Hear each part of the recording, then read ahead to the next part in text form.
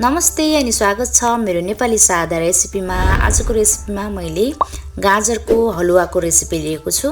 तपाईहरुलाई आजको रेसिपी कस्तो लाग्छ भिडियो अन्तिमसम्म हेर्नुहोला अनि सल्लाह सुझावको लागि कमेन्ट बक्स खुल्ला छ, कमेन्ट गर्नुहोला भन्न चाहन्छु। मैले चाहिँ आज गाजरको हलुवा बनाउँदै छु मेरो रेसिपी मेरो तरिकाबाट र यसरी पकाउँदा एकदमै मिठो पनि हुन्छ, मलाई मन पनि पर्छ। तपाईहरुलाई कस्तो लाग्छ आजको भिडियोमा तपाईहरु पनि ट्राई गर्नुहोस् भिडियो हेरेर भन्न चाहन्छु। मैले यहाँनिर 1 केजी गाजर लिएको छु र 1 केजी गाजर पुरै सफा गरेर मैले त्यसको जरापत्तीको भागलाई काटेर फाल्छु। त्यसपछि यसरी टुक्रा टुक्रा बनाएर यहाँनिर काटेर रेडी गरिसके र यसलाई तपाईले मिक्सरमा पिसेर पनि बनाउन सक्नुहुन्छ, त्यो झन् अझ सजिलो। तर मिक्सरमा काँचोलाई पिस्दा खासै पिसिने नभएर या त कोरेसोमा तपाईले कोर्न सक्नुहुन्छ। मैले चाहिँ कोरेसोमा नकोरेर यसरी कुकरमा सिटी लगाइसकेपछि छिटो पनि लाग्छ र राम्रो पनि लाग्छ। त्यसैले मैले गाजरलाई कुकरमा राखे। त्यसपछि सिटी लगाउनको लागि मैले यहाँनिर थोरै घिउ पनि राख्छु अनि मैले गाजर सफा गरेको भर्खरै, त्यसैले गाजरबाट पनि केही पानी निस्किन सक्छ। त्यही भएर मैले 1 गिलास मात्रै दुध राखे। अब यसलाई मैले बढीमा 3-4 सिटी पकाउँछु र पानी सुक्यो सुकेन त्यो चाहिँ तपाईहरुले आफै ख्याल गर्दै पकाउँदै गर्नुहोला। मैले चाहिँ अब पाक्नको लागि ग्यास अन गर्छु अनि ग्यासमा पाक्न छोड्दिन्छु।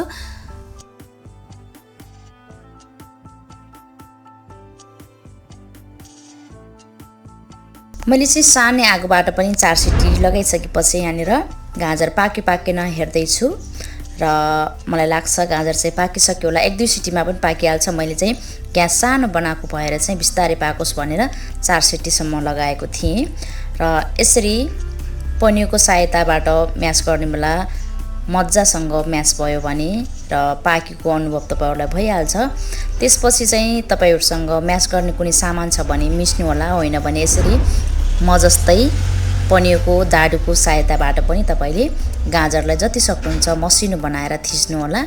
र मैले अगाडि पनि भने तपाईहरुले चाहिँ कोरेसोमा कोरेर चाहिँ अलरेडी काँचैमा मसिनो बनाएर पनि पकाउन सक्नुहुन्छ। त्यो तपाईको छुट्टै रेसिपी हो भने यो तरिकाबाट पकाउनु भयो भने एकदमै सजिलो हुन्छ। मैले चाहिँ गाजरलाई म्यास गरेर सकिसके। त्यसपछि मैले यसको मसलाको लागि काजु अनि किसमिस लिएको छु। तपाईहरुलाई चाहिँ मन पर्छ भने नरिवल पनि राख्न सक्नुहुन्छ। मैले चाहिँ नरिवल राखेन किनकि नरिवल चाहिँ अलि पकाउनु पर्ने हुन्छ। त्यसैले यो चाहिँ अब अलरेडी गाजर पाकिसकेको छ, त्यसैले तेलमा हल्का फ्राई गर्नुपर्ने मात्रै भएर चाहिँ मैले नरिवल राखिन। मैले घिउ नै राखे। घिउ राखिसकेपछि फेरि किसमिस अनि काजुलाई चाहिँ हल्का फ्राई गर्छु र यतिको फ्राई भइसकेपछि मैले तेलबाट निकालिदिन्छु। त्यसपछि यसैमा मैले म्यास गरेर राखेको गाजरलाई फ्राई गर्नेछु र मैले चाहिँ घिउमा पकाउँदै छु र घिउमा पकाएको एकदमै मिठो पनि हुन्छ र यसको घिउको बास्ना मन पर्नेहरुलाई झन् एकदमै राम्रो पनि लाग्नेछ। अब यही तातेको घिउमा नै मैले गाजरलाई राख्छु अनि एकैछिन बेर मुनि तासिन नदिने गरेर चलाउँदै पकाउँदै गर्ने। मैले यो म्यास गरेको पन्युले चलाउन अलिकति अप्ठ्यारो भएर मैले यहाँनिर अर्को पन्यु झाँजरले मैले यहाँनिर चलाउँदै छु। तपाईलाई जस्तो सजिलो लाग्छ त्यसले गराउनु होला। र अझ पनि मैले कुनै अलि मोटो देखेको ठाउँमा अझ पनि मसिनो होस् भनेर मैले यसरी थिच्दै छु र अब बिस्तारै आगो ठिक्कको बनाउने अनि चलाउँदै पकाउँदै गर्ने।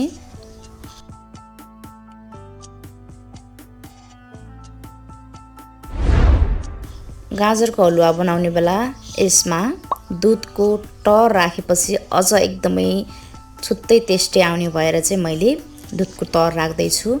तपाईहरुसँग छ भने राख्नु होला, छैन भने नराख्दा पनि हलुवा नबन्ने भन्ने चाहिँ हुँदैन। मैले चाहिँ यहाँनिर दुधबाट हल्का तर बसेको थियो अनि दुधको माथिको तरभरलाई निकालेर राख्दै छु अनि यसमा थोरै दुध पनि राखेर फेरि पनि पाक्न दिनुपर्ने हुन्छ। त्यसैले मैले दुधको तर सँगसँगै दुध पनि राख्दै छु।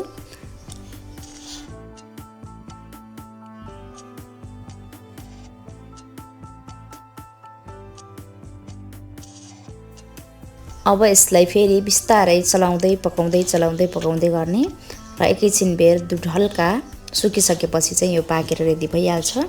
पाक्न चाहिँ अलरेडी पाकिसकेको छ, तर हल्का आगोलाई ठिक्क बनाएर फेरि एकैछिन बेर चलाउँदै पकाउँदै गर्ने र यतिको भइसकेपछि अब चाहिँ तपाईहरुले गाजरको गुलियो भन्दा बाहेक अझ गुलियो खान मन छ भने तपाईहरुले सक्खर अनि चिनी राख्न सक्नुहुन्छ, तर म चाहिँ गाजरको गुलियो नै ठिक्कको गुलियो छ त्यसैले मैले चिनी सक्खर राखिन। तर यसको माथिबाट चाहिँ हल्का घिउ राख्दै छु। हामीले चाहिँ यो घिउको बास्ना सँगसँगै गाजरको हलुवा चाहिँ अलि चिल्लो भएको मन परेर चाहिँ मैले माथिबाट घिउ थपेको हो। तपाईहरुलाई चाहिँ चिल्लो मन पर्दैन र घिउको बास्ना मन पर्दैन भने तपाईले चाहिँ नराख्न सक्नुहुन्छ।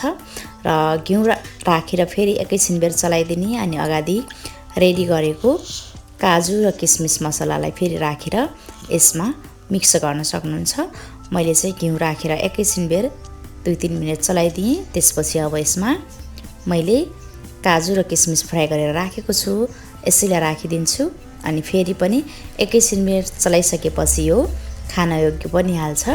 मैले भनिसके गाजरको गुलियो बाहेक अझ गुलियो खान मन छ भने तपाईले यसमा चिनी राख्न सक्नुहुन्छ, सक्खर राख्न सक्नुहुन्छ। मैले चाहिँ बच्चालाई पनि खुवाउनु पर्ने छ र धेरै गुलियो पनि मन नपर्ने भएर मैले गाजरको गुलियो नै ठिक हुनेछ, त्यसैले मैले यसमा चिनी र सक्खर राखिन। तर मेरो गाजरको हलुवा चाहिँ खाना रेडी भइसक्यो। मैले चाहिँ अब ग्यास अफ गरिसकेँ र हेर्न सक्नुहुन्छ मेरो गाजरको हलुवा चाहिँ एकदमै राम्रो बनेको छ र मैले खाएर पनि टेस्ट लिइसकेँ, एकदमै मिठो पनि बनेको छ। तपाईहरुलाई आजको यो मेरो सिम्पल रेसिपी कस्तो लाग्यो सल्लाह सुझावको लागि कमेन्ट गर्नुहोला र तपाईहरुले नेपाली सादा रेसिपीलाई सब्स्क्राइब गर्नुभएको छैन भने सब्स्क्राइब पनि गर्नुहोला। Bye bye.